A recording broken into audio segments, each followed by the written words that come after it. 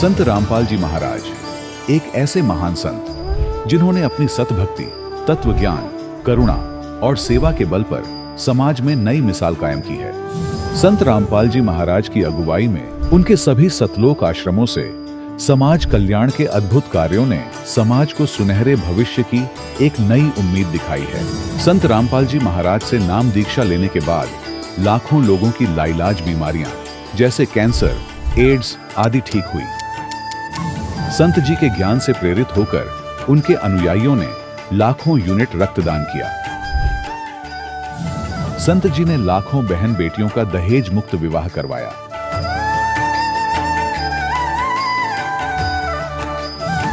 संत जी ने लाखों लोगों का नशा छुड़वाया, करोड़ों उजड़े परिवार बसे। संत जी के आश्रमों में समागम के दौरान निःशुल्क नेत्र चिकित्सा, दंत चिकित्सा प्रदान की जाती है। संत रामपाल जी महाराज द्वारा समय समय पर पर्यावरण संरक्षण के उद्देश्य से बड़े स्तर पर वृक्षारोपण किया जाता है। संत जी ने जरूरतमंदों को तत्काल राहत पहुंचाने के लिए एम्बुलेंस सेवा शुरू की। संत जी अपने अनुयायियों को देहदान के लिए प्रेरित करते हैं, जिससे मानवता की सेवा और चिकित्सा क्षेत्र में सुधार हो सके। संत रामपाल जी महाराज के सभी आश्रमों में हर रोज निःशुल्क भंडारा आयोजित किया जाता है, जहां हर वर्ग, हर जाति और हर धर्म के लोग एक साथ बैठकर भोजन करते हैं।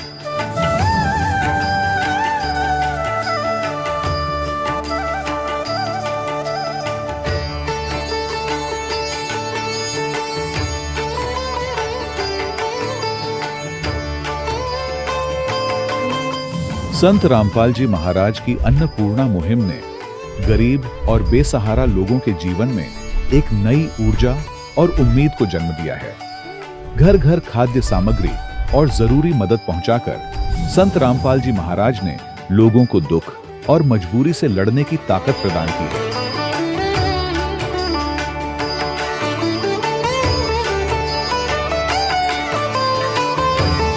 संत रामपाल जी महाराज द्वारा गरीब लोगों के लिए घर बनवाने का अद्भुत कार्य एक ऐसी मिसाल कायम कर रहा है जो सदियों सदियों संत जी की उदारता और दया भावना के तौर पर जाना जाएगा।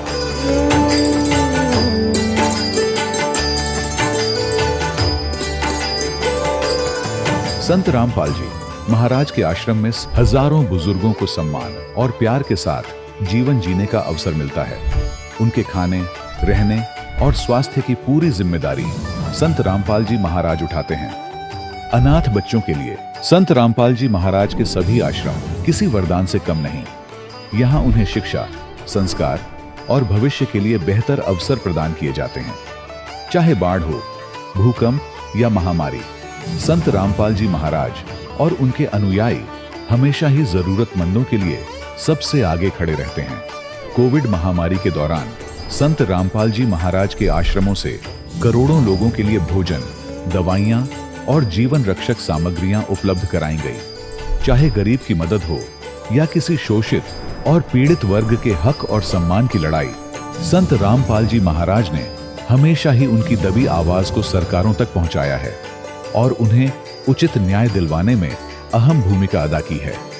समाज में आध्यात्मिक और सामाजिक मूल्यों के प्रति जागरूकता लाने में संत रामपाल जी महाराज हर कदम पर मानवता के सच्चे सेवक साबित हुए हैं। संत रामपाल जी महाराज का जीवन हमें सिखाता है कि सच्ची सेवा वही है जो निस्वार्थ भाव से की जाए। आइए हम भी इस महान सेवा के कार्य में इस महान संत से जुड़ें और संत रामपाल जी महाराज से नाम दीक्षा लेकर अपने जीवन को धन्य बनाएं।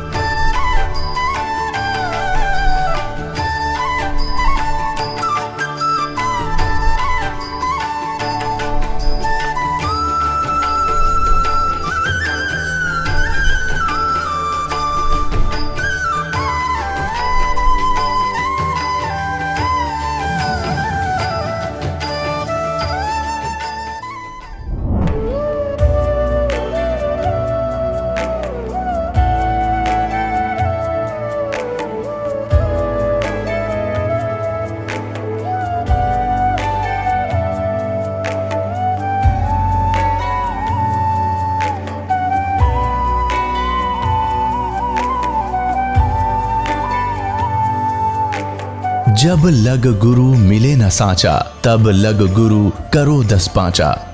क्या गुरु बदल सकते हैं? क्या गुरु बदलने से पाप लगता है? आध्यात्म के इस मैदान में आखिर सही गुरु कौन है? गीता जी में वर्णित तत्वदर्शी संत कौन है?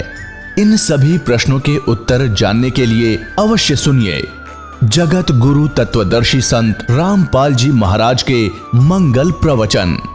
सत साहिब दर्शकों, क्या आपने कभी सोचा है कि यदि डॉक्टर किसी व्यक्ति को यह कह दे कि आपकी जिंदगी अब केवल चारपाई पर ही बीतेगी, तो उस व्यक्ति के ऊपर क्या बीतती होगी? दर्शकों, ऐसी ही कहानी थी उत्तर प्रदेश के रहने वाले रामपाल सिंह जी की। दर्शकों, रामपाल सिंह जी को भी डॉक्टर ने कह दिया था कि अब आपका जीवन केवल चारपाई पर ही व्यतीत होगा। लेकिन दर्शकों, आज रामपाल सिंह जी का कहना है कि जब से मैंने संत रामपाल जी महाराज से नाम दीक्षा ली है, तब से मेरा जीवन पूरी तरह से बदल गया है। मुझे ऐसा लग रहा है जैसे मेरा पुनर्जन्म हुआ है। मैं अब पूर्ण रूप से स्वस्थ हूं और मेरे मन में पूर्ण रूप से शांति आ गई है। दर्शकों, आखिर संत रामपाल जी महाराज जी ने इन्हें कौन सी जड़ी बूटी दे दी जिससे यह बिल्कुल स्वस्थ हो गए? आखिर इसके पीछे की सच्चाई क्या है? आइए सुनते हैं रामपाल सिंह जी की कहानी, उन्हीं की जुबानी। सर नमस्कार। नमस्कार सर। सर क्या नाम है आपका? रामपाल सिंह। सर कहाँ से आए हैं आप? मुरादाबाद से आए सर। सर संत रामपाल जी महाराज से नाम दीक्षा लेने से पहले आप क्या भक्ति साधना करते थे? भक्ति साधना तो सर हम यही करते थे, ब्रह्मा विष्णु महेश और देवी देवताओं की इनकी भक्ति पूजा करते थे। काफ़ी समय करी थी हमने भक्ति, लेकिन हमें इसमें कोई लाभ नहीं मिल पाए। सर आप किस लाभ की इच्छा से देव देवताओं की भक्ति करते थे?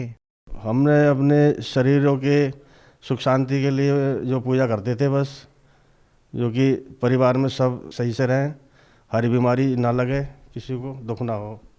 सर क्या कोई लाभ भी मिला आपको? ना सर, हमें कोई लाभ नहीं मिल पाए। बस इतना ही चलता रहा हमारा उसमें कि भक्ति सेवा में, भक्ति लाइन में हम लगे रहे। सर आपको संत रामपाल जी महाराज जी के बारे में कैसे पता लगा?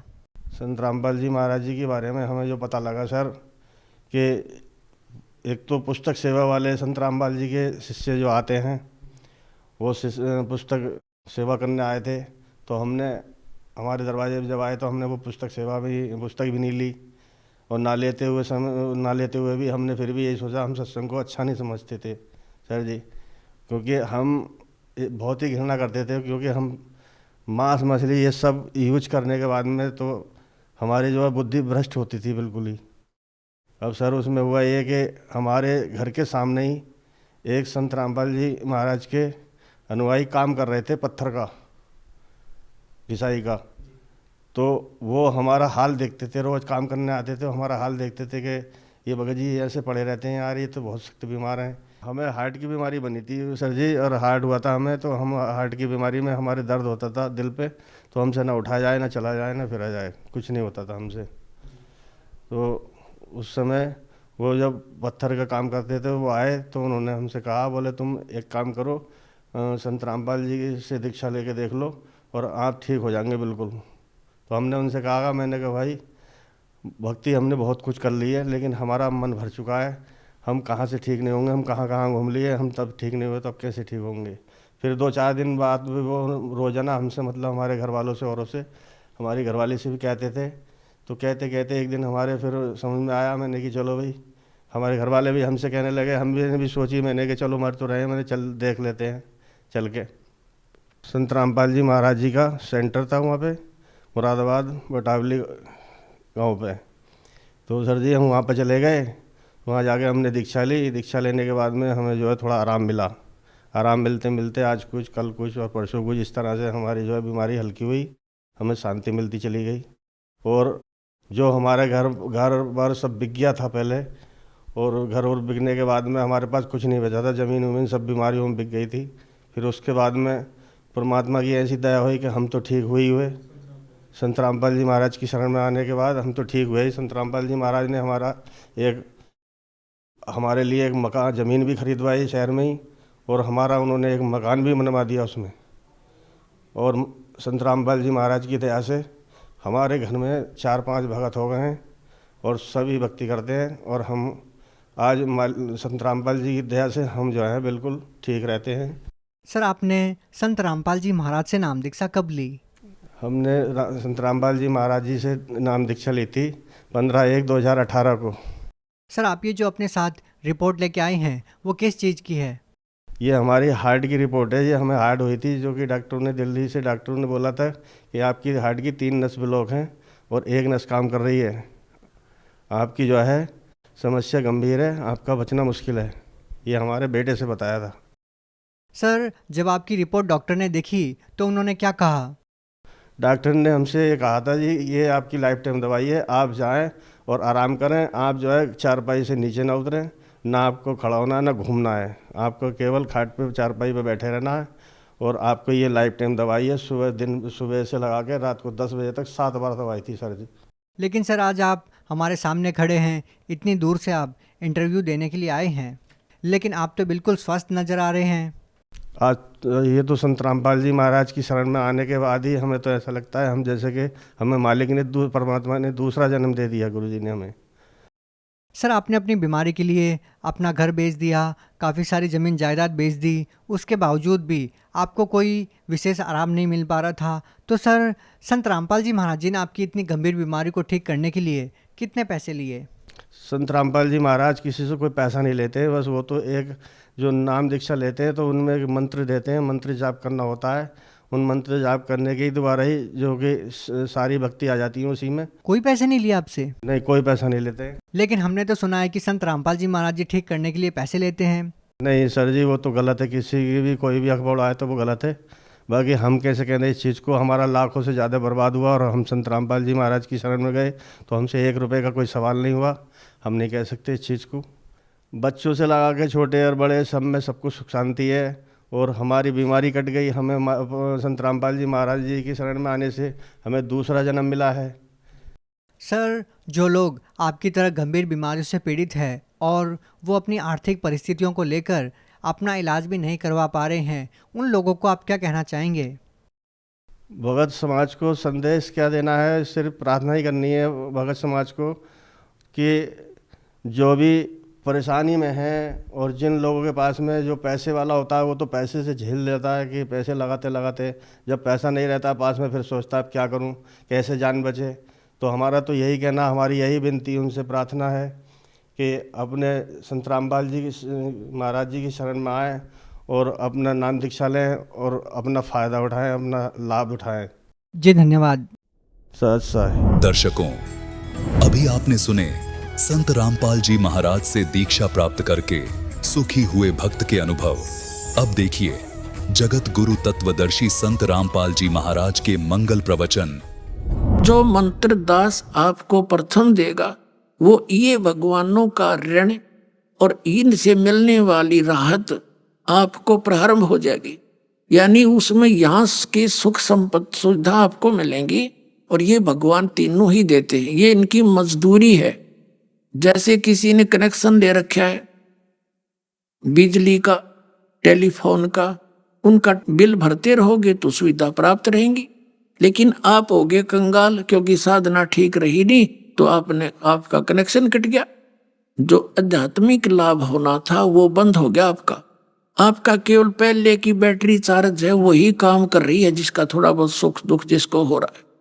अब ये कनेक्शन फिर जोड़ दिए जाएंगे, दास गारंटर बनेगा आपका और इनसे कहेगा कि इनका कनेक्शन जोड़ो, ये कमाई करके तुम्हारी किस्तों में ये पूरा कर देंगे।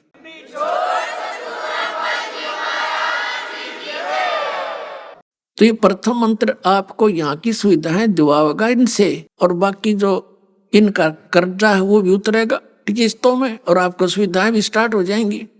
और फिर रह गया 3 मंत्र का जाप। इसमें सतनाम है 2 मंत्र का, इसमें एक ओम है, एक तत् शब्द है। श्रीमद् भगवद गीता अध्याय नंबर 17 के श्लोक नंबर 23 में 3 मंत्र बताए हैं। ओम तत् सत इति निर्देश ब्रह्मण त्रिविधय समर्थ है। ब्रह्मण माने उस परम अक्षर ब्रह्म के स्मरण का, उसकी साधना का केवल 3 मंत्र का, इस 3 नाम के जाप का निर्देश है। निर्देश mean final order, nothing else. अब गीता ज्ञान दाता ब्रह्म है, यह सरपुरुष, ये काल है। हम काल के जाल में फंस गए। 8वें अध्याय के 13वें श्लोक में यह कहता, ओम इति एकाक्षरम ब्रह्म विवरण माम अनुस्मरण ये प्रियाति तजन देहम सयाति परमाम गति। माम ब्रह्म, मुझ ब्रह्म का एक ओम मंत्र है और इसका अंतिम सांस तक एक ओम अक्षर है। इसका अंतिम सांस तक वो सिमरण करता हुआ शरीर छोड़कर जाता, वो मेरे इस परम गति को प्राप्त होता जो ओम से मिलती है। ओम के नाम से ब्रह्म का जाप है, ब्रह्मलोक प्राप्ति होती है। ब्रह्मलोक में गए हुए प्राणी भी वापस आते हैं। गीता जी अध्याय नंबर 8 के श्लोक नंबर 16 में कंसेप्ट क्लियर है। गीता ज्ञानदाता अपने विषय में कहता, मैं भी जन्म मृत्यु में हूं अर्जुन, तेरे और मेरे बहुत जन्म हो चुके, तो नहीं जानता, मैं जानता हूं। गीता जी अध्याय नंबर 4 के श्लोक नंबर 5 और 9 में, अध्याय नंबर 2 के श्लोक 12 में, अध्याय 10 के श्लोक नंबर 2 में ये स्पष्ट कर रखा। गीता ज्ञानदाता कहता, मेरी भी जन्म मृत्यु होती है, मैं भी नासवान हूं। इसलिए गीता जी अध्याय नंबर 15 के श्लोक नंबर 1 से 4 में स्पष्ट किया है और चौथे अध्याय के 34वें श्लोक में स्पष्ट किया है कि तत्वदर्शी संतों की खोज कर, वो तत्वदर्शी संत तुझे तत्व ज्ञान कराएंगे जो ज्ञान परमात्मा ने अपने मुख से आकर बोला है। चौथे अध्याय के 32वें श्लोक में वो सच्चिदानंद घन ब्रह्म की वाणी के जानकार होते हैं, कबीर वाणी के, और उस कबीर वाणी में उस गुण रहस्यों का विशेष वर्णन है, तो उनसे सुन। और उसकी पहचान बता दी 15वें अध्याय के प्रथम मंत्र में। उल्टे लटके हुए संसार रूपी पीपल के वृक्ष के सभी विभाग जो बता देगा स वेदवित, वो तत्वदर्शी संत है, वेद के तात्पर्य को जानने वाला। ऊपर को जड़ वो पूर्ण परमात्मा, नीचे जो जमीन से बाहर दिखाई देता वो तना, वो समझो अक्षर पुरुष है। उसके फिर मोटी डार निकलती है, वो सर पुरुष, ये ब्रह्म है। उसके फिर 3 शाखाएं समझो, रजगुण ब्रह्मा, सदगुण विष्णु, तमगुण शिव जी, और 5 रूप संसार। तो कबीर परमेश्वर जी ने 600 वर्ष पहले आकर के हमें ये ज्ञान दिया था। अक्षर पुरुष एक पेड़ है, निरंजन यानी क्षर पुरुष वा की डार, और तीनों देवा शाखा हैं, ये 5 रूप संसार। अब 15वें अध्याय के 1 से लेकर 4 में कहा कि उल्टे लटके हुए संसार रूपी वृक्ष के विषय में जो सब विभागों से बता देगा स वेदवित, वो तत्वदर्शी संत है। फिर चौथे श्लोक में कहा कि उसके पश्चात परमेश्वर के उस परम पद की खोज करनी चाहिए जहां जाने के बाद साधक फिर लौटकर कभी संसार में नहीं आते। और जिस परमेश्वर ने सब ब्रह्मांडों की रचना की है, जो उस कुल का मालिक है, केवल उसी की भक्ति करनी चाहिए और किसी की नहीं। 18वें अध्याय के 62वें श्लोक में कहा कि अर्जुन तू सर्वभाव से उस परमेश्वर की शरण में जा, उसकी कृपा से तू परम शांति को और सनातन परम धाम को प्राप्त होगा, जहां जाने के बाद कभी लौट कर नहीं आते और वहां कभी जन्म मृत्यु नहीं होती। शाश्वत स्थान यानी अमर स्थान, सनातन परम धाम, ये हमें यहाँ तक क्लियर कर देंगे। उसके बाद त्रिकुटी आती है।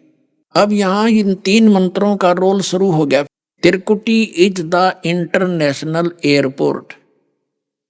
त्रिकुटी वो स्थान है जहां भी जिस साधक ने जाना है वहीं से उसकी यात्रा फिर आगे स्टार्ट होती है। कोई विष्णु लोक में जाना है तो वहीं से जाएगा, शिव का साधक है तो वहीं से विमान में बैठकर वहां जाएगा, नरक में जाना है तो वहीं से फिर वो नरक में जाएगा। उसके बाद फिर 3 रास्ते हो जाते हैं। एक साइड में ये धर्मराज का लोक, धर्मराज का यानी जहां लेखा जोखा होता है, एक बहुत बड़ा सेक्रेटरीएट है।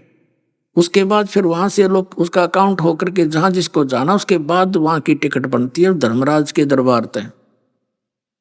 और राइट साइड में ये खेड़े बने हुए हैं, 88,000 खेड़े और सप्त ऋषियों की वो सप्तपुरी। और सीधा जो ये ब्रह्मरंध्र है सामने का, ये त्रिवेणी कहलाती है। ये मारे सट्टे न त्रिवेणी का बेरा न त्रिकुटी का पता। तो वहां क्या होता है, जैसे 10वां द्वार है ना सुषमना, सुषमना का एंड पहला तो अंदर है, लास्ट वाला त्रिकुटी पर जाकर खुलता है। जैसे हमारे नाक है, ईड़ा पिंगला बोलते हैं इसको, तो इसकी स्टार्ट का यहाँ से है, एंड इसका आगे सुषमना के पास है। ऐसे होते हैं द्वार। तो कहने का भाव ये कि यो ओम मंत्र तो ब्रह्म का है और तत्व जो है ये अक्षर पुरुष का है, गुप्त है। ये दास आपको बताता है जिनको सतनाम मिल चुका है। तो इस प्रकार इस 18वें अध्याय के 66वें श्लोक में कहा कि सर्वधर्मान परित्यज माम एकम शरणम व्रज अहम तवा सर्व पापे भ्या मोक्षामि मा शुच। गीता ज्ञान दाता कहता है कि यदि तूने उस परमात्मा की शरण में जाना है और या मेरी शरण में रहना है। गीता जी अध्याय नंबर 18 के श्लोक नंबर 62 से लेकर 66 तक ये 5 श्लोक कति निर्णायक हैं। अब 18वें अध्याय के 63वें श्लोक में कहता है कि मैंने यो गीता का ज्ञान गुप्त से गुप्त बता दिया, ये तेरी मर्जी, जैसी उचित समय वैसे समझो वैसे कर ले। मेरी शरण में रहना है, मेरा ओम नाम है, इसका जाप कर और यज्ञ कर, और युद्ध भी करना पड़ेगा, शांति नाम की चीज नहीं। और यदि परम शांति चाहता है तो तत्वदर्शी संत की खोज कर ले और फिर उसके माध्यम से उस परमेश्वर की शरण में जा जिसकी कृपा से तू परम शांति को और सनातन परम धाम को प्राप्त कर। अब 18वें अध्याय के 63वें श्लोक में कह दिया मैंने जो ज्ञान गुप्त से गुप्त गीता का रहस्य बता दिया तेरे को। अब आगे तेरी मर्जी जो तने करना हुई फैसला डिसीजन ले ले फटाफट। और फिर क्या कहता है कि एक और गुप्त से गुप्त भेद बताता हूं 18वें अध्याय के 64वें श्लोक में कि मेरा इष्ट देव भी यही है जिसके विषय में तुझे बता रहा हूं 18वें अध्याय के 62वें श्लोक में कि उसकी शरण में जा। मेरा पूज्य देव भी यही है। कबीर परमात्मा ने गोरखनाथ जी से कहा था, ये गोरखनाथ विषकाल का पुजारी था, इसको कहा था तेरा ज्योत स्वरूपी अलख निरंजन वो धरता ध्यान हमारा, तेरा युग काल भी मेरी पूजा करता है, जब इसको टुकड़ा देता हूं ये अपनी सृष्टि चला रहा है। फिर 18वें अध्याय के 65वें श्लोक में कहा कि तू सुन ले बात, मेरी शरण में रहना है तो मुझे नमस्कार कर, मुझ में मनवाला हो, मेरी भक्ति कर, मुझे प्राप्त होगा। और फिर यहां तो कति निर्णायक चल पड़ाइए 18वें अध्याय के फिर 66वें श्लोक में कहा है यदि तूने उस परमात्मा की शरण में जाना है तो सर्वधर्मान परित्यज माम।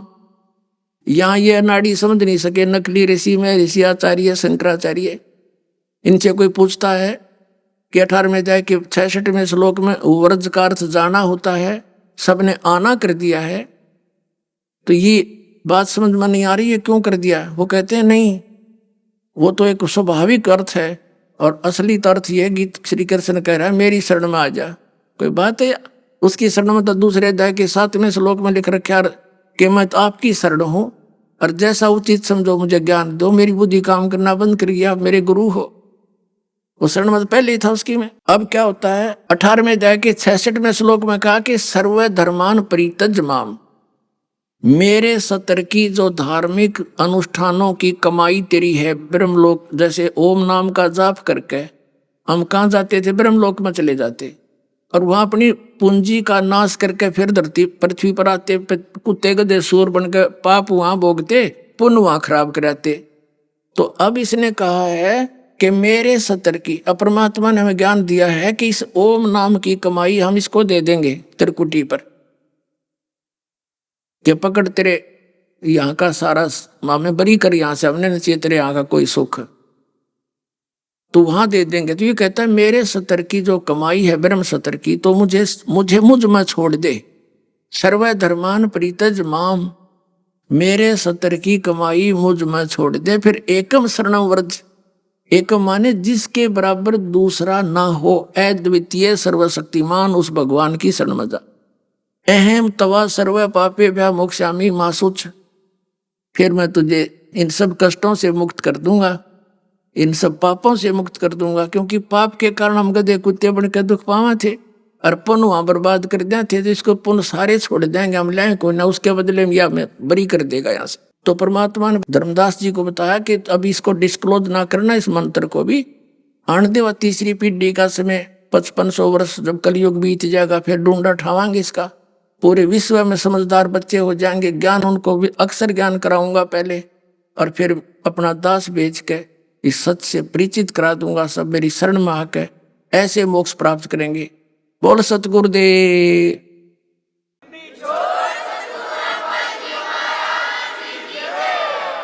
ये दो मंत्र जो हैं तत् और सत, ये जो सत्य है ये सार शब्द है, ये अलग मंत्र है, ये आपको सतलोक लेकर जाएगा। और जो तत्व मंत्र का जो कमाई है, हम अक्सर पुरुष के लोक से पार करके जाएंगे, 11वां द्वार पर प्रवेश पार करके फिर अगले बार में प्रवेश करेंगे, जब वो सार शब्द की कमाई हमारे काम देगी, सतलोक में प्रवेश करावेगी। इस प्रकार पुण्यात्माओं इनका यहाँ से बेड़ा पार हो जाएगा।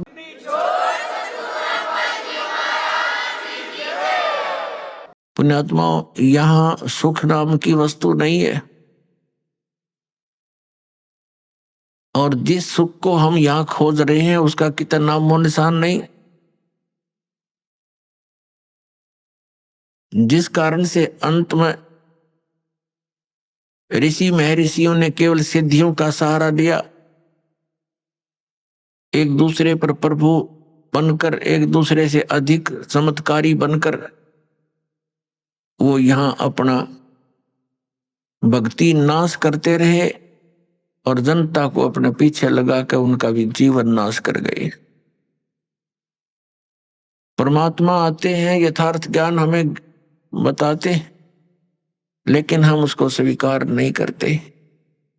क्यों नहीं करते? क्योंकि हम शिक्षित नहीं थे।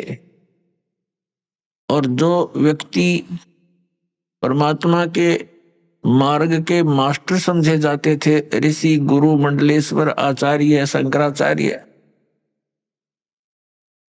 वो भक्ति से अपरिचित थे, शास्त्रों से अपरिचित थे, अपनी मनमुखी साधनाएं हमें बताते रहे और हम उनको एक पहुंचे हुए महापुरुष, परम धनी मानकर हम निसंशय होकर के उनके प्रत्येक वचन का पालन करते रहे।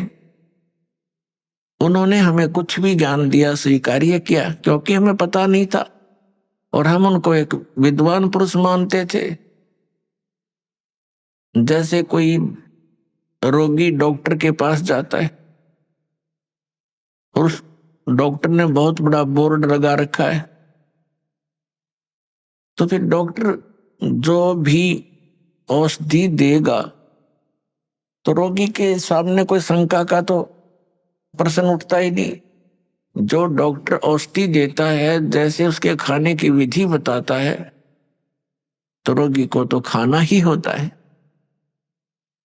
तो पुण्यात्मा, डॉक्टर की औषधि को डॉक्टर ही बता सकता है कि ये रोग नाशक है या वैसे कोई पुड़िया में राख बांध कर दे रखी है। तो ये दास भी डॉक्टर है अध्यात्म मार्ग का।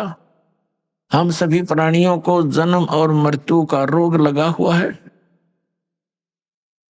और जब तक जन्म और मृत्यु का नाश, ये अंत नहीं होगा, तब तक हम परम शांति को नहीं प्राप्त कर सकते।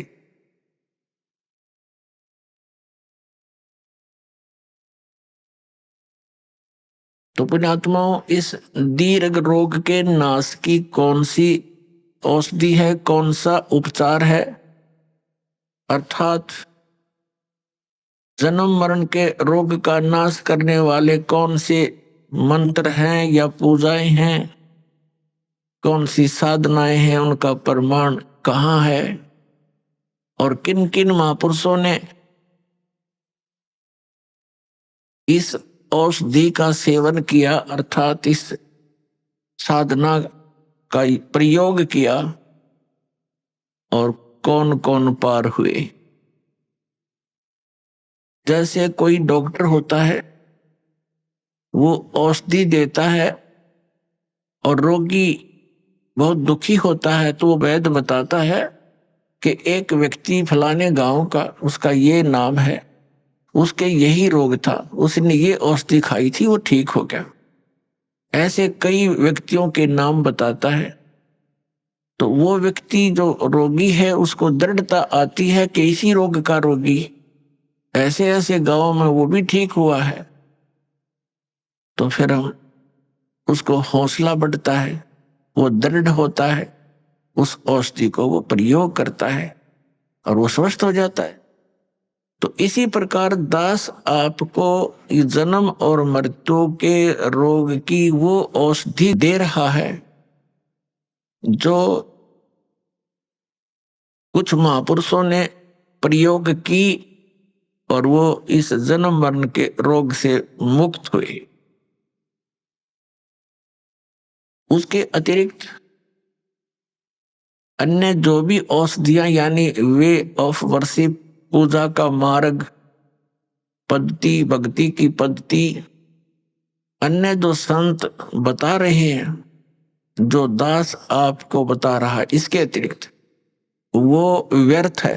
क्योंकि वो हमारे सदग्रंथों में प्रमाणित नहीं है और उनका कोई ऐसा इतिहास नहीं है कि वो ये कहें कि इस मंत्र के, इस साधना के करने से अमुक संत पार हो गए, अमुक भक्त पार हुए।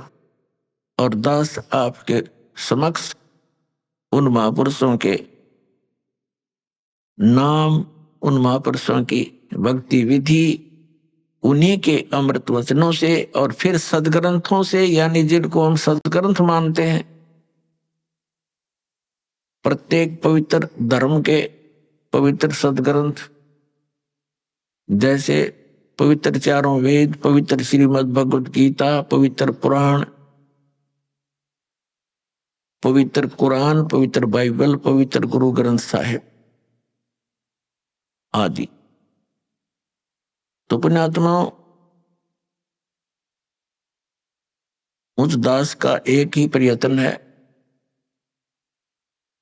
कि जनता आज शिक्षित है, श्रद्धालु सब अक्षर ज्ञान युक्त है, हमारे सदग्रंथ हमारे पास उपलब्ध हैं और हम आसानी से निर्णय कर सकते हैं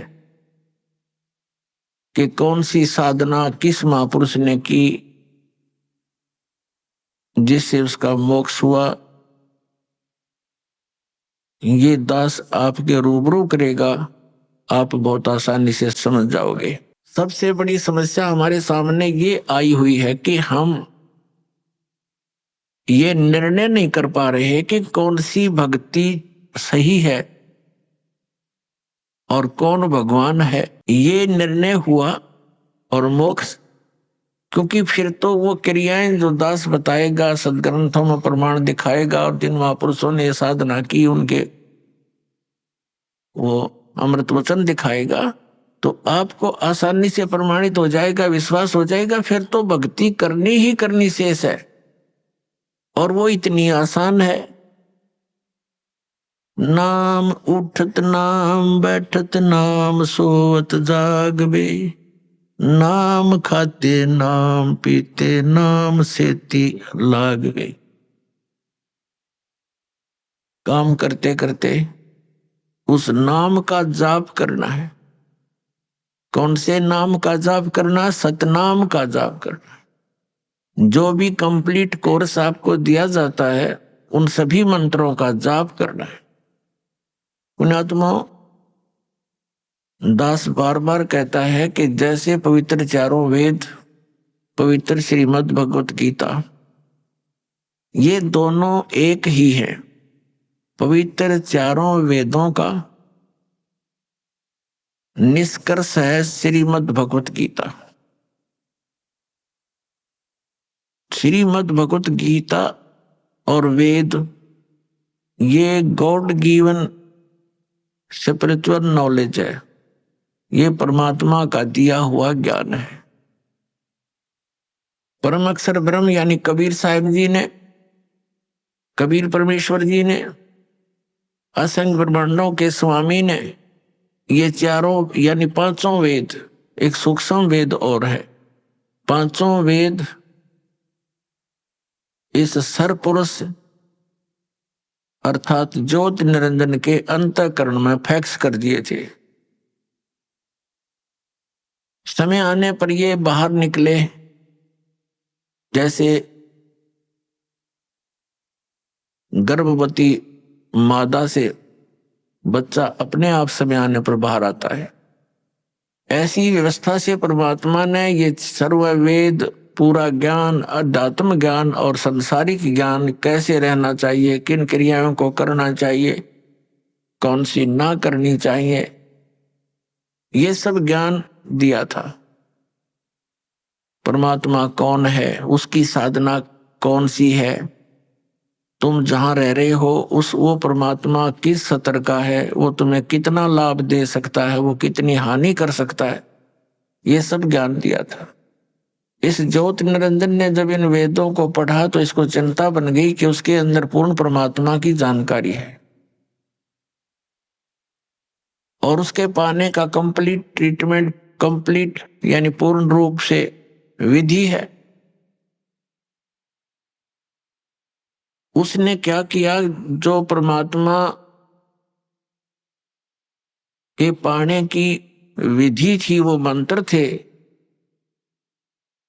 वो उस पोर्शन को, उस भाग को, वेदों के उस भाग को नष्ट कर दिया, और शेष जो भाग था वो हमें दे दिया, जिसको ऋषियों ने 4 विभागों में बांट लिया।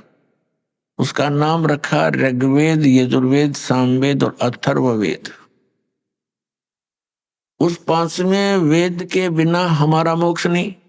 इन 4 वेदों में वर्णित विधि से, श्रीमद् भगवत गीता में वर्णित विधि से केवल ब्रह्म तक की प्राप्ति होती है, ब्रह्मलोक तक जाया जाता है। यहाँ की ये अंतिम उपलब्धि है। गीता जी अध्याय नंबर 8 के श्लोक नंबर 16 में लिखा है कि ब्रह्मलोक पर्यंत, ब्रह्मलोक में तक जितने भी लोक हैं, वहां गए हुए प्राणी पुनर्वर्ती में है, वहां गए हुए भी फिर लौटकर पृथ्वी पर आते हैं। और जब तक ये आना जाना है तो मोक्ष नहीं, तो शांति नहीं, परम शांति नहीं हो सकती। तो उस परमात्मा ने, अब जैसे ये 4 वेद इस ब्रह्म ने, सरपुरुष ने अपने पुत्र ब्रह्मा को दिए। ब्रह्मा जी ने इनको जैसा जाना समझा, उसी का ज्ञान आगे अपने वंशजों को, अपने पुत्र प्रपोत्रों को दिया, और उस ज्ञान को ही आपस में विचार विमर्श करके इन ऋषि महर्षि ब्राह्मणों ने आगे फिर अपने अनुभव की पुस्तकें बना दी, जिनको वेदों के अन्य भाग बोले जाते, उपनिषद कहे जाते। तो जो वेदों के अन्य जो भाग हैं, वो ऋषियों के अपने बनाए हुए अपना अनुभव है, उपनिषद है वो उनका अनुभव है। यदि वो वेदों से और 5वें वेद से मेल नहीं खाता है तो व्यर्थ है। श्रीमद् भगवत गीता का ज्ञान इसी सरपुरुष ब्रह्म ने दिया, और इसने श्रीमद् भगवत गीता के अंदर कुछ अपने सतर की अटकल अवश्य लगाई है, जोड़ी है, युद्ध करवाने के लिए और जीव को भरमाने के लिए। लेकिन हमने उसका निर्णय सूक्ष्म वेद से करना है। हमारे पास एक ऐसा पैमाना है, ऐसा एक हमारे पास एक तराजू है, जिसमें हम प्रत्येक ग्रंथ को तोल सकते हैं, उसको पहचान सकते हैं, परख सकते हैं। हमारे पास एक ऐसा ग्रंथ है जिसको सूक्ष्म वेद कहते हैं। श्रीमद् भगवत गीता अध्याय नंबर 4 के श्लोक नंबर 32 में उसी सूक्ष्म वेद की जानकारी दी गई है कि वो परमात्मा अपने मुख कमल से उस विस्तार पूर्वक अध्यात्म यज्ञों यानी धार्मिक अनुष्ठानों की जानकारी देते हैं, और उसको तत्व ज्ञान कहते हैं। फिर गीता ज्ञान दाता कहता है गीता अध्याय नंबर 4 के श्लोक 34 में कि उस तत्व ज्ञान को जो परमात्मा अपने मुख कमल से आकर स्वयं बोलता है, ज्ञान देता है, उस तत्व ज्ञान को तू तत्वदर्शी संतों के पास जाकर समझ। उनको दंडवत प्रणाम करने से, कपट छोड़कर उनकी सेवा करने से वो तत्वदर्शी संत ज्ञानी महात्मा आपको उस तत्व ज्ञान का उपदेश करेंगे। इससे एक तो ये सिद्ध हो गया कि गीता जी का ज्ञान कंप्लीट नहीं है, संपूर्ण नहीं है। गीता ज्ञान दाता ने ये ऑप्शन छोड़ दिया, एक प्रावधान छोड़ दिया कि उससे मैं परिचित नहीं हूं। जो परमात्मा अपने मुख से आकर बोलता है वो ज्ञान, वो सच्चिदानंद घन ब्रह्म की वाणी है, और उसको उसके परिचित तत्वदर्शी संत ही तुझे बता पाएंगे। उनसे पूछो। तो दास जो कहना चाह रहा है कि ये जो पवित्र 4 वेद, पवित्र श्रीमद् भगवत गीता, इनका ज्ञान गलत नहीं, लेकिन ये कंप्लीट कोर्स नहीं, इनमें कंप्लीट स्पिरिचुअल नॉलेज नहीं, संपूर्ण अध्यात्म ज्ञान नहीं है। और संपूर्ण बिना फिर पूर्ण मोक्ष कैसे होगा? अंडरस्टूड है, ये तो आम आदमी समझ सकता है। अब यहां ये हमारे धर्मगुरु हमें उलझाने की चेष्टा करते रहे कि परमात्मा गीता ज्ञान दाता ये कंप्लीट गॉड है, पूर्ण परमात्मा है, श्री कृष्ण है वो, और वो जगत गुरु है श्री कृष्ण अर्थात श्री विष्णु जी। अब यदि वो जगत गुरु होते तो ये ऑप्शन नहीं छोड़ते कि तत्वदर्शी संतों के पास जाकर समझ। गीता जी के 18 अध्याय लिखे, 700 श्लोक हैं, इसमें एक अध्याय और बना देते। इसमें क्या कौन से कागज समाप्त होते या कोई समय की सीमा थी? तो कहने का भाव ये है कि ये ज्ञान जो परमात्मा स्वयं आकर देते हैं वो ज्ञान किसी के पास नहीं होता। तो उसको परम अक्षर ब्रह्म सच्चिदानंद घन ब्रह्म की वाणी कहते हैं, कबीर वाणी है वो, कबीर वाणी।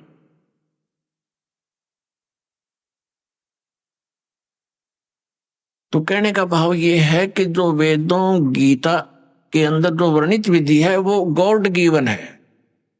गॉड गिवन मीन पूर्ण परमात्मा ने वेद दिए ब्रह्म को, ब्रह्म ने आगे फिर अपना ज्ञान दिया अपने पुत्र को ब्रह्मा जी को, और फिर अर्जुन को श्री कृष्ण में प्रवेश करके युग वेदों का सारांश और कुछ अपनी अटकलबाजी इसमें और मिला था। तो ये 9 मन सूत उलझा दिया कुछ तो इस काल भगवान ब्रह्म ने, फिर ऋषियों के अधूरे अनुभव ने इस अध्यात्म मार्ग में 9 मन सूत उलझा दिया।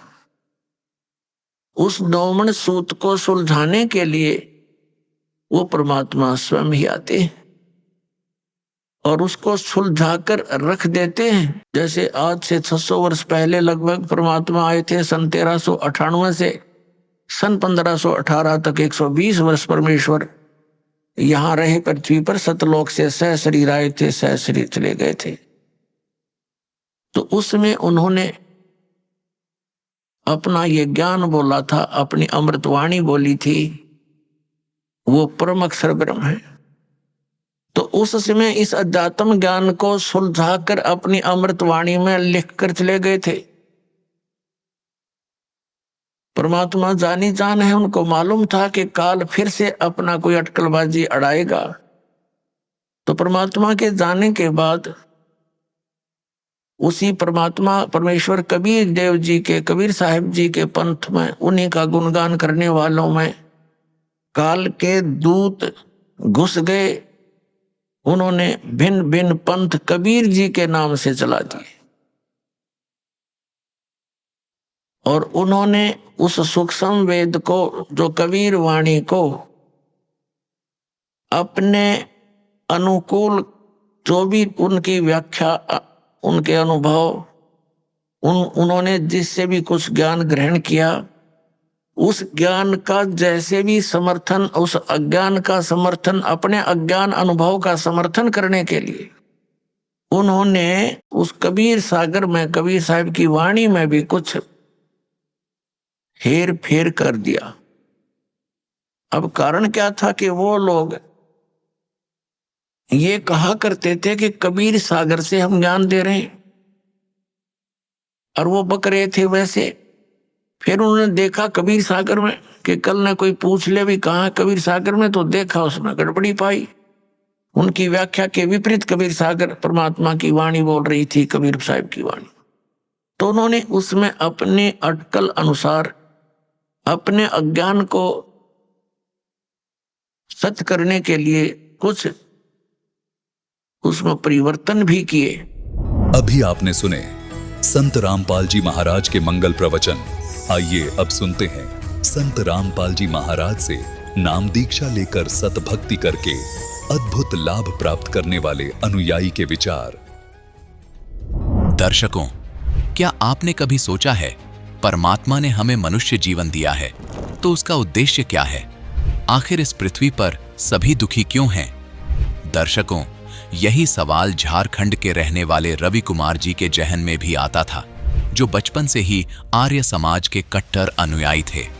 इन्होंने अपने जीवन में वेद मंत्र, हवन, यज्ञ सब कुछ किया, ब्रह्मा कुमारी पंथ को भी अपनाया, लेकिन फिर भी इन्हें अपने मन में कोई शांति नहीं मिली और न ही यह पता लगा कि आखिर हमें मनुष्य जीवन क्यों मिला है। लेकिन दर्शकों, आज रवि कुमार जी का कहना है, जब से मैंने संत रामपाल जी महाराज के सत्संग प्रवचन सुने, तब से मुझे मेरे सभी सवालों के जवाब मिल गए हैं। मुझे पता चल गया है कि वास्तव में हमें मनुष्य जीवन क्यों मिला था। तो दर्शकों, आइए जानते हैं कि संत रामपाल जी महाराज के सत्संग प्रवचनों में रवि कुमार जी ने ऐसा क्या सुन लिया, जिस वजह से आज वह संत रामपाल जी महाराज को भगवान बता रहे हैं। सुनते हैं रवि कुमार जी की कहानी, उन्हीं की जुबानी। नमस्कार सर। नमस्कार सर। सर, क्या नाम है आपका? मेरा नाम रवि कुमार है। रवि कुमार जी, आप कहाँ से हैं? मैं झारखंड के देवघर जिले से मधुपुर प्रखंड से हूँ। रवि जी, संत रामपाल जी महाराज से नाम दीक्षा आपने कब ली? संत रामपाल जी महाराज से मैंने नाम दीक्षा 13 अक्टूबर 2019 को ली। रवि जी, क्या क्या भक्ति साधनाएं की हैं आपने? बचपन से मैं आर्य समाज की भक्ति करता था। बचपन से जब से मैं पैदा हुआ, उसके बाद कुछ दिन के बाद 3-4 साल की उम्र से मुझे आर्य समाज में दाखिला करा दिया गया। वहाँ के जो भी यज्ञ करना, हवन करना, ये सब मैं करता था। और बचपन से ही मुझे सारा वेद जो है, वो जो अग्निहोत्र करते हैं, हवन करते समय, वो सारा मंत्र मुझे याद हो गया था। लेकिन मेरी परमात्मा की जो तलाश थी वो पूरी नहीं हो पा रही थी। मैं हर समय जब भी मैं नहाता था, मैं सूर्य देव की उपासना करता था। कुछ लोगों ने मुझे कहा कि सूर्य देव की पूजा करने से बहुत लाभ मिलता है। तो मैं उनसे कहता था कि जो दुनिया में सच्चे भगवान हैं वो कौन है और मेरा जीवन क्यों मुझे मिला। मैं यही सोचता था कि मुझे काम करना पड़ता है, बहुत तरह की तकलीफ़ें होती है, भगवान ने मुझे ऐसा पैदा ही क्यों किया कि मुझे फंसा दिया। मुझे लगता था कि ऐसा कौन भगवान है जो मुझे इस हालात में छोड़ दिए हैं। तो कोई ना कोई ऐसा भगवान है जो सुप्रीम पावर है, मुझे उसकी तलाश करनी चाहिए। और उसकी तलाश करने के लिए मैं आर्य समाज में तो था ही, उसके बाद भी मैं ब्रह्मा कुमारीज़ में हनुमान जी की पूजा भी करता था। और साथ ही साथ आरएसएस विभाग में जहाँ भी मुझे लगता था कि मुझे परमात्मा की जानकारी मिल सकती है, मैं वहाँ जाता था। लेकिन मैं पूजा तो करता था, लेकिन मेरी तलाश भी नहीं मिट रही थी और मुझे लाभ भी नहीं हो पा रहा था। एक बार तो मैं ऐसे पूजा नहीं करता था हनुमान जी का अपना, लेकिन एक बार मुझे मन किया कि मैं आज हनुमान जी का व्रत रखूँगा। मंगलवार का दिन था और जब मैं बाज़ार गया कुछ काम करने के लिए, तो मुझे एक व्यक्ति से झगड़ा हो गया और उससे मेरा झगड़ा इतना हो गया कि मैंने मारपीट कर ली और मेरा ही हाथ जो है वो उसमें टूट गया। तो मैं जब भक्ति करता था तो मेरे साथ कुछ ना कुछ अनहोनी घटना घट जाती थी, इसलिए मैं भक्ति वही नहीं करता था, लेकिन परमात्मा की तलाश में हमेशा करता ही रहता था। ब्रह्मा कुमारीज़ में मुझे बताया जाता था कि आप मुरली सुनो, ध्यान करो, मेडिटेशन करो, वो भी मैं करके देखा, लेकिन मुझे संतुष्टि कहीं नहीं मिल पा रही थी। आर्य समाज में हवन भी करता था, सब कुछ करता था, लेकिन परमात्मा की जो भूख होती है वो मुझे नहीं लगता था, कुछ ना कुछ कमी है। क्योंकि वहाँ पे जब देखता था कि सभी जो पुरोहित हैं या आर्य समाज के सदस्य हैं, जो भी लोग वहाँ पे पूजा करते थे, वो भक्ति करते थे, लेकिन वो भी परेशान रहते थे। किसी को कुछ ना कुछ परेशानी लगी हुई थी। दूसरी बात है कि परमात्मा के साथ जो प्रेम होता है वो मुझे नहीं मिल पा रहा था। इसलिए मैं फिर खोजते सत्संग सुनने लगा। सत्संग आस्था टीवी पे, संस्कार टीवी पे मैं बहुत सत्संग सुनता था। 2012-13 की बात है, मैं सत्संग सुनता था। मुझे बहुत अच्छे लगते थे उस समय। स्वामी रामदेव जी जो हैं वो योगा सिखाते हैं, उनका भी मैं बहुत सुनता था, आर्य समाजी क्योंकि वो थे। और उसके बाद देवी नंदन ठाकुर जी को मैं सुनता था। साथ ही साथ ब्रह्मा कुमारीज़ के डॉक्टर शिवानी बहन जो है उनको मैं सुनता था। कृपालू जी महाराज को मैं बहुत पसंद करता था, सबको सुनता था। लेकिन इसके साथ साथ जो श्री कृष्ण जी जो अर्जुन से वार्तालाप किए हैं गीता के अध्याय में, वो जो एपिसोड है वो मैं हमेशा रात भर सुनते रहता था, मुझे बहुत अच्छा लगता था। लेकिन फिर मैं सोचता था कि फिर ये जो 84 लाख तरह की योनियाँ हैं ये क्यों बनाई गई, मैं जीऊँगा फिर मर के फिर मैं कहाँ जाऊँगा। मेरे मन में बहुत सारा सवाल था। मैं पुरोहित से पूछता था तो वो मुझे कुछ कुछ समझाते थे, लेकिन मुझे संतुष्टि नहीं मिल पाती थी। जब आर्य समाज में मैं जब वहाँ पे पूजा पाठ करने जाता था तो उस समय वहाँ के सदस्यों ने मुझे मंत्री का पद दिया था और मैंने लगभग 2-3 साल तक वहाँ पे मंत्री के पद पे वहाँ पे कार्य किया। आरएसएस में भी मैं था, वहाँ पे मैं सदस्य के रूप में था, देखता था कैसे क्या हो रहा है और उसमें जो भी मेरा सेवा मिलता था मैं उसको करता था।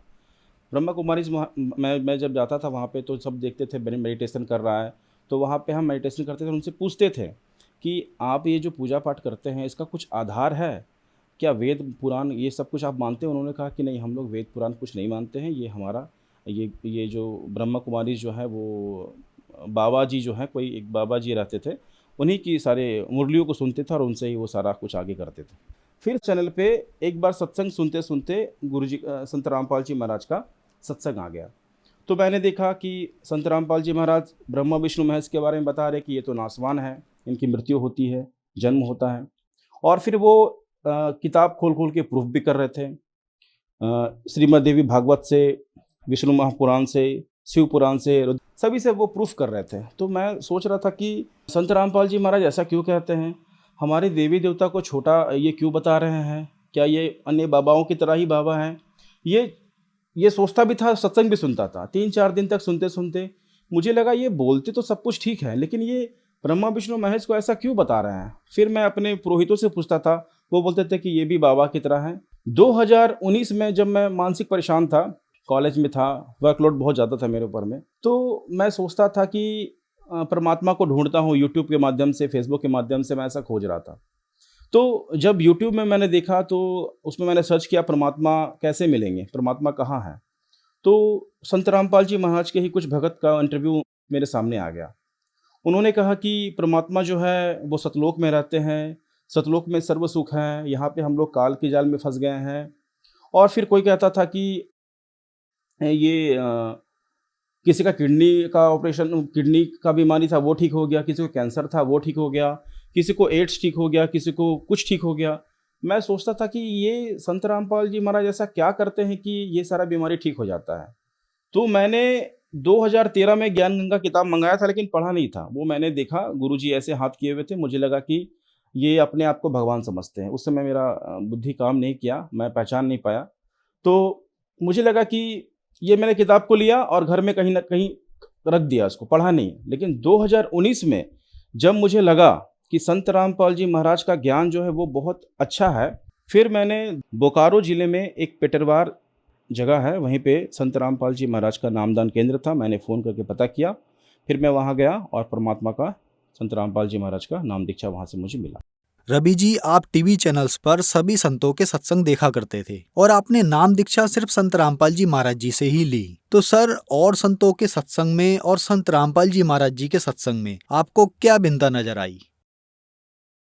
संत रामपाल जी महाराज मुझे बताएं कि मोक्ष कैसे मिलेगा, ये जवाब अन्य संतों के पास नहीं था। वो गोल मोल बात करते थे, वो नहीं बता रहे थे कि हमारा ये जो जीवन मिला है ये इसका क्या उद्देश्य है। और दूसरी बात ये है कि सतलोक भी एक स्थान है जहाँ पे जाने के बाद लोग जो है वापस नहीं आते हैं। स्वर्ग जाने के बाद लोगों को वापस आना पड़ता है, नरक जाने के बाद भी वापस आना पड़ता है, 84 भोगना पड़ता है। ये सारा सच्चा ज्ञान जो है वो मुझे नहीं मिल पा रहा था। संत रामपाल जी महाराज की नाम दीक्षा लेने के बाद और उनका ज्ञान समझने के बाद मुझे ये पूरा समझ में आ गया कि आध्यात्मिक ज्ञान जो है वो सिर्फ संत रामपाल जी महाराज के पास है। वो जो भी बोलते हैं वो वेदों में प्रमाणित ज्ञान बोलते हैं और इसी से प्रभावित होकर मैं संत रामपाल जी महाराज का नाम दीक्षा मैंने लिया। रवि जी, आप 20 साल तक आर्य समाज से जुड़े रहे, वहाँ प्रधान भी रहे और मंडल प्रधान भी रहे, और इस बात को आप भी जानते होंगे कि संत रामपाल जी महाराज और आर्य समाज का लंबे अरसे से विवाद चल रहा है। आर्य समाजी कहते हैं कि संत रामपाल जी महाराज महर्षि दयानंद पर विवादित टिप्पणी करते हैं, तो क्या ये बात सही है? संत रामपाल जी महाराज पर ये जो आरोप लगाए हैं दयानंद सरस्वती जी के अनुयायी आर्य समाजी, ये सरासर गलत है। पहली बात है कि मैं पूछता था दयानंद सरस्वती जी के अनुयायी आर्य समाजियों से कि ऐसा क्या कर दिया गुरुजी ने, और वो क्या गलत बताते हैं, जो वेदों में लिखा है वही बताते हैं। लेकिन वो देखने के बाद भी नहीं मानते थे। संत रामपाल जी महाराज कहते हैं कि परमात्मा हमारे घोर से घोर पाप को भी नाश कर देते हैं, और उसका प्रमाण यजुर्वेद में दिखाते हैं। संत रामपाल जी महाराज कहते हैं कि परमात्मा साकार रूप में है और ये कहते हैं निराकार है। इन सभी बातों से वाद विवाद से मैं उनसे पूछता था, वो गलत बताते थे और वो उनको कुछ ज्ञान नहीं है और वो सिर्फ अपने ही ज्ञान को सर्वश्रेष्ठ समझते हैं और संत रामपाल जी महाराज का विरोध करते हैं। दयानंद सरस्वती जी और संत रामपाल जी की विचारधाराओं में जो फर्क है वो मैं बताता हूँ। मैंने जब जब भी पूछा उनके पुरोहितों से कि संत रामपाल जी का आप विरोध क्यों करते हैं, तो वो कहते हैं कि आपके गुरुजी गलत बताते हैं। लेकिन सच्चाई तो ये है कि संत रामपाल जी महाराज ही वेद के अनुसार, जो वेद में प्रमाणित ज्ञान है उसके अनुसार बताते हैं।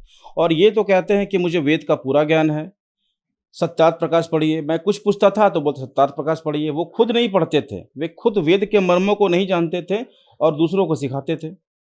तो संत रामपाल जी महाराज वेद के अनुसार बताते हैं ज्ञान, और जो भी कहते हैं वो 101 नहीं 1001% सही कहते हैं। रवि जी, मुख्य सवाल, क्या संत रामपाल जी महाराज से नाम दीक्षा लेने के बाद आपको लाभ भी मिले? संत रामपाल जी महाराज का नाम लेने के बाद पहले तो मुझे सबसे बड़ा लाभ जो मिला वो मुझे आध्यात्मिक ज्ञान का पता चला, मेरे जीवन का कल्याण हुआ।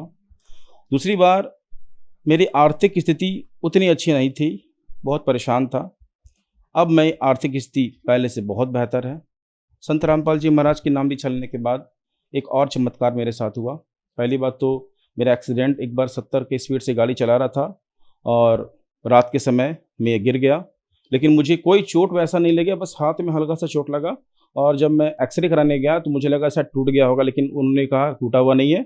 10 रुपये की गोली दी और उससे मैं ठीक हो गया। हालांकि बाकी सबको मेरा शर्ट फट गया था, पैंट फट गया था, लेकिन अंदर चोट नहीं लगा हुआ था। सभी को लग रहा था कि ये बहुत ज़्यादा ये हो गया होगा, लेकिन मुझे वैसा कुछ नहीं हुआ था। और संत रामपाल जी महाराज की भक्ति करने के बाद, नाम दीक्षा लेने के बाद मुझे एक लाभ मिला कि कॉलेज में मेरे जो प्रमुख हैं उनसे मेरा किसी बात को लेके अनबन हो गई और उन्होंने मुझे कॉलेज में साजिश करके मुझे टर्मिनेट करा दिया। मैंने इसके लिए बहुत सारे नेताओं के पास गया, अरदास लगाई, तो उन्होंने मेरा साथ नहीं दिया। जब मैं हार गया और मेरा काम कहीं से नहीं बना तो मैंने समर्पण कर दिया कि हे संत रामपाल जी महाराज, हे कबीर साहब, अब आप ही पूर्ण परमात्मा हैं, आप ही दया करेंगे, अब मैं नहीं कुछ कर सकता, अब आप जानिए। तो उसी रात को फ़ोन आया और वही फ़ोन करके बोले कि कोई दिक्कत नहीं है, आप फिर से आइए, सारा जो मुझ पर आरोप लगा था वो सब क्लियर हो गया। और फिर मुझे मान सम्मान के साथ उसी पोस्ट पर मुझे फिर से रख दिया गया और मैं आज वहीं सेवा कर रहा हूँ। मैं पॉलिटेक्निक कॉलेज के लाइब्रेरियन पोस्ट पे हूँ। जब मैं नाम दीक्षा लिया उस समय मैं घर पे अकेला ही नाम दीक्षा लिया हुआ था, कोई और नहीं था। तो मैं आस पड़ोसी के सबको बोलता था और मेरे जो दोस्त हैं, मेरे जो कलीग्स हैं, मैं सबको बोलता था कि संत रामपाल जी महाराज की नाम दीक्षा लो। कुछ दिन बाद मेरी जो माता है उन्होंने कहा कि ठीक है, मैं नाम दीक्षा लूँगा, इससे क्या होगा। मैं कहा कि आप अगर संत रामपाल जी महाराज की भक्ति करेंगे, आपको आर्थिक लाभ, शारीरिक लाभ, जो कुछ भी आपको कमी है, भक्ति मार्ग में बाधक है, वो सब ठीक हो जाएगा। तो मेरी माँ ने विश्वास किया, परमात्मा का ज्ञान, संत रामपाल जी महाराज का ज्ञान समझा और नाम दीक्षा लेने के बाद उनके पैर में बहुत पुराना दर्द था। वो जब उठती थी सुबह ना तो पैर लंगड़ा लंगड़ा के उठती थी, चलने में बहुत दिक्कत होता था। संत रामपाल जी महाराज कोरोना काल के समय में जब मेरी मम्मी ने नाम दीक्षा लिया, उसी समय से नाम दीक्षा लेने के बाद ही फिर उनको पैर दर्द वो समाप्त हो गया। और यहाँ पे कमर के पास कुछ दर्द था, वो बोलती रहती थी कि हमेशा मुझे दर्द करता रहता है, वो भी दर्द समाप्त हो गया। संत रामपाल जी महाराज दीक्षा लेने के बाद मुझे ये सब लाभ हुआ। रवि जी, संत रामपाल जी महाराज से नाम दीक्षा लेने के बाद आपको बहुत सारे लाभ मिले, तो जो दर्शक आज आपको टीवी पर देख रहे हैं और वो भी संत रामपाल जी महाराज से नाम दीक्षा लेना चाहते हैं, तो कैसे ले सकते हैं? आपके चैनल के माध्यम से मैं सभी को बताना चाहूँगा, चैनल पर उनका सत्संग चलता है। सत्संग चलते समय नीचे में पट्टी चलती है, उसमें संपर्क सूत्र लिखे रहते हैं। आप उस फ़ोन नंबर पर फ़ोन कीजिए और फिर अपने नज़दीकी नामदान केंद्र पर जाके संत रामपाल जी महाराज की दीक्षा प्राप्त कर सकते हैं। धन्यवाद सर। सत साहिब।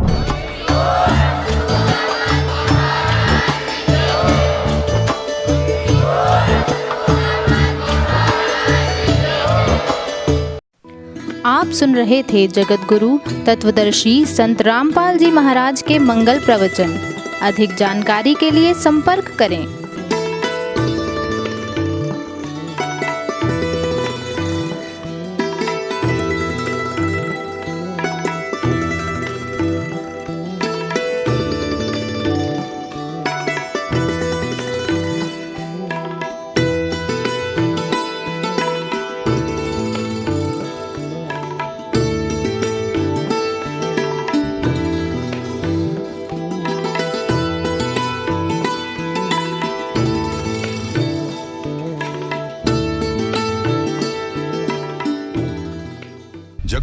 तत्वदर्शी संत रामपाल जी महाराज जी के पावन सानिध्य में भक्ति की अलख जगाने तथा श्रद्धालुओं को सत्य भक्ति मार्ग का रास्ता दिखाने हेतु कनाडा के लोकप्रिय channel the TV NRI channel पर जगत गुरु तत्वदर्शी संत रामपाल जी महाराज जी के मंगल प्रवचनों का प्रसारण प्रतिदिन सुबह 7:30 बजे से 8:30 बजे तक तथा रात्रि 7:30 बजे से 8:30 बजे तक किया जा रहा है। इस सत्य भक्ति मार्ग को अपनाने के लिए अधिक से अधिक सत्संग प्रसारण देखें। इस सत्संग प्रवचन का सीधा प्रसारण संत रामपाल जी महाराज लाइव सत्संग YouTube चैनल और जगत गुरु संत रामपाल जी महाराज Facebook पेज पर भी देख सकते हैं।